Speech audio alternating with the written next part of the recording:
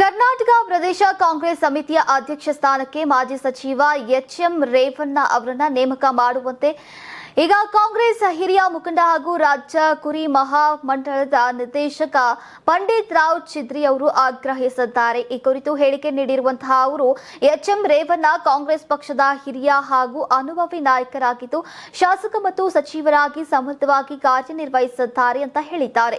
ಪ್ರಸ್ತುತ ರಾಜ್ಯ ಗ್ಯಾರಂಟಿ ಅನುಷ್ಠಾನ ಪ್ರಾಧಿಕಾರದ ಅಧ್ಯಕ್ಷರಾಗಿರುವಂತಹ ಅವರು ಪಕ್ಷದ ವಿವಿಧ ಜವಾಬ್ದಾರಿಗಳನ್ನು ಯಶಸ್ವಿಯಾಗಿ ನಿರ್ವಹಿಸಿರುವಂತಹ ಅನುಭವವನ್ನ ಹೊಂದಿದ್ದಾರೆ ಅಂತ ತಿಳಿಸಿದ್ದಾರೆ.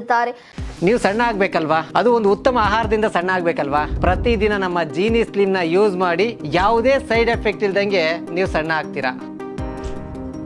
ಇನ್ನು ಸುಮಾರು 5 ದಶಕಗಳಿಂದ ಸಾರ್ವಜನಿಕ ಜೀವನದಲ್ಲಿ ಸಕ್ರಿಯರಾಗಿರುವಂತಹ ರೇವಣ್ಣ ಅವರು ಎಲ್ಲಾ ಜಾತಿ ಮತ್ತು ಸಮುದಾಯಗಳ ಜನರ ವಿಶ್ವಾಸವನ್ನ ಗಳಿಸಿದ್ದಾರೆ. ರಾಜ್ಯದ ಎಲ್ಲ ಜಿಲ್ಲೆಗಳಲ್ಲೂ ಕೂಡ ಅವರಿಗೆ ಬೆಂಬಲಿಗರು ಹಾಗೂ ಅಭಿಮಾನಿ ಬಳಗ ಇದೆ ಅಂತ ಪಂಡಿತ್ ರಾವ್ ಚಿದ್ರಿ ಅವರು ಹೇಳಿದ್ದಾರೆ. ಇನ್ನು ಮುಖ್ಯಮಂತ್ರಿ ಸ್ಥಾನದಿಂದ ಸಿದ್ದರಾಮಯ್ಯ ನಿರ್ಗಮಿಸಿರುವಂತಹ ಹಿನ್ನೆಲೆಯಲ್ಲಿ ಈಗ ಕುರುಬ ಸಮುದಾಯಕ್ಕೆ ಪ್ರಮುಖ ಹುದ್ದೆಗಳಲ್ಲಿ ಪ್ರಾತಿನಿಧ್ಯ ಕಡಿಮೆಯಾಗಿದೆ.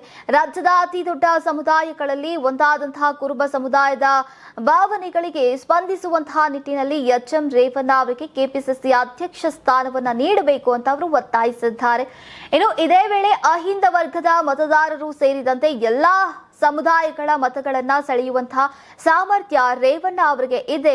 ಅವರು ಕೆಪಿಸಿಸಿ ಅಧ್ಯಕ್ಷರಾದರೆ ಕಾಂಗ್ರೆಸ್ ಸಂಘಟನೆ ಮತ್ತಷ್ಟು ಬಲಿಷ್ಠವಾಗಲಿದ್ದು ಈಗ 2028ರ ವಿಧಾನಸಭೆ ಚುನಾವಣೆಯಲ್ಲಿ ಕಾಂಗ್ರೆಸ್ ಮತ್ತೆ ಅಧಿಕಾರಕ್ಕೆ ಬರೋಕೆ ಸಹಕಾರಿಯಾಗಲಿದೆ ಅಂತ ಪಂಡಿತ್ ರಾವ್ ಚಿದ್ರಿ ಅವರು ವಿಶ್ವಾಸವನ್ನು ವ್ಯಕ್ತಪಡಿಸಿದ್ದಾರೆ. ಇನ್ನು ರಾಜ್ಯ ಕಾಂಗ್ರೆಸ್ನಲ್ಲಿ ಹೊಸ ಅಧ್ಯಕ್ಷರ ಆಯ್ಕೆ ಕುರಿತಂತಹ ಚರ್ಚೆಗಳು ನಡೀತಾ ಇರುವಂತಹ ಸಂದರ್ಭದಲ್ಲಿ ಪಂಡಿತ್ ರಾವ್ ಚಿದ್ರಿ ಅವರ ಈ ಹೇಳಿಕೆ ರಾಜಕೀಯ ವಲಯದಲ್ಲಿ ಗಮನ ಸೆಳೆದಿದೆ.